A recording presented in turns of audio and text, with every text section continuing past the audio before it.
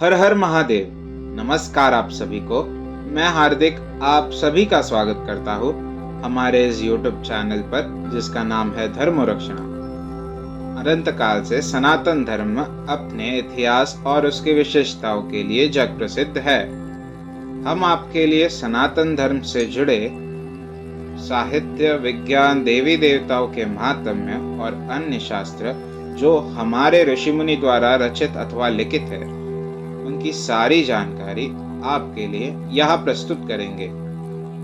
इस कलयुग में हर एक तक हमारे प्राचीन ग्रंथ, वेद, पुराण, उपनिषद और अन्य साहित्यों के विषय में रोचक जानकारी हम आप सभी के लिए यहाँ प्रस्तुत करेंगे। आशा करते हैं हमें आपका सकारात्मक प्रतिसाद मिलता रहेगा।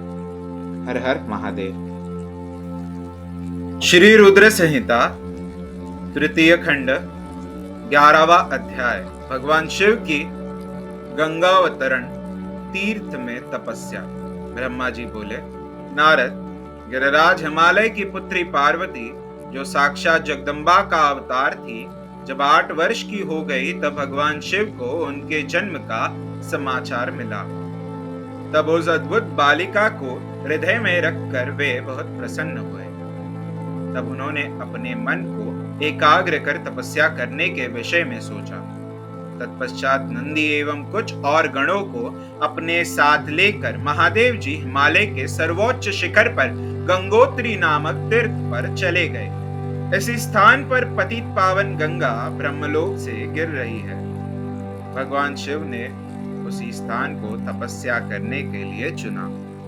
शिव जी अपने मन को एकाग्र चित्त कर आत्मभूत, ज्ञानमयी, नित्य, ज्योतिर्मय, चिदानंद स्वरूप पर ब्रह्म परमात्मा का चिंतन करने लगे। अपने स्वामी को ध्यान में मग्न पाकर नंदी एवं अन्य शिवगण भी समाधि लगाकर बैठ गए। कुछ गण शिव जी की सेवा करते तथा कुछ उस स्थान की सुरक्षा हेतु कार्य करते। जब गिरिराज हिमालय को शिव जी के आगमन का यह शुभ समाचार प्राप्त हुआ, तब वे प्रेम पूर्वक मन में आदर का भाव लिए अपने सेवकों सहित उस स्थान पर आए जहां वे तपस्या कर रहे थे।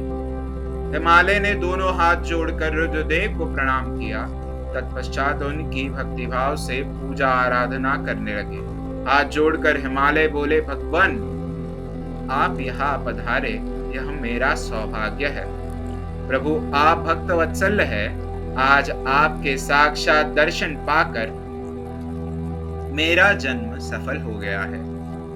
आप मुझे अपना सेवक समझे और मुझे अपनी सेवा करने की आज्ञा प्रदान करें।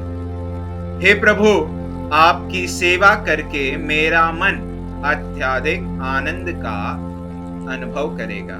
गिरिराज हिमालय के वचन सुनकर महादेव जी ने अपनी आंखें खोली और वहां हिमालय और उनके सेवकों को खड़े देखा।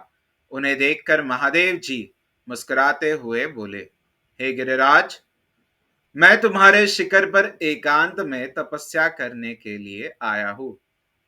हिमालय तुम तपस्या के धाम हो।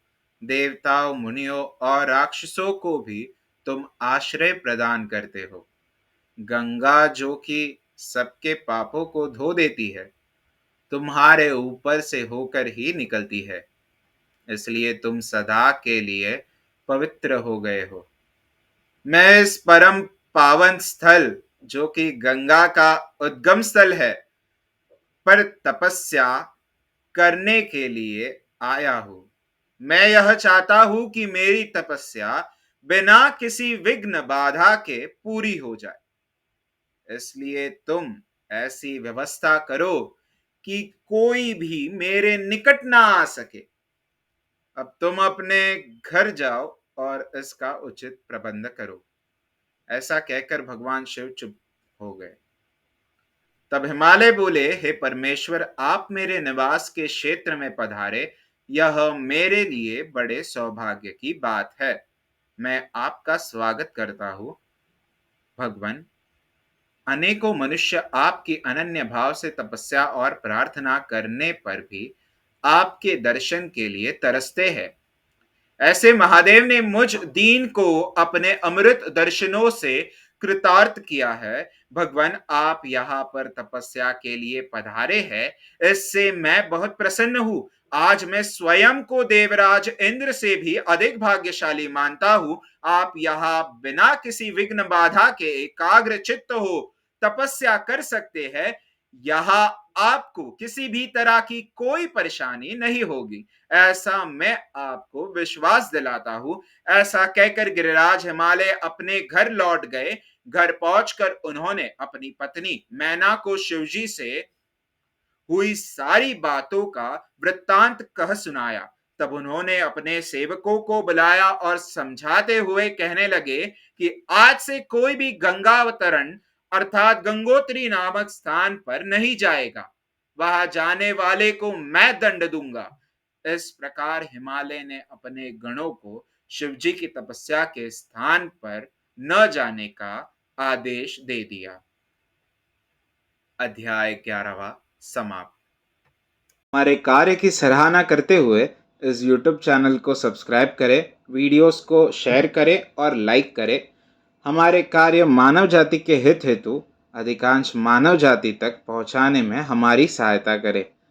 भविष्य में हमारे सनातन धर्म के विषय में अधिक जानकारी प्राप्त करने हेतु हमारे साथ बने रहे इस YouTube चैनल पर, जिसका नाम है धर्म रक्षणा। धर्मो रक्षति रक्षितः। हर हर महादेव।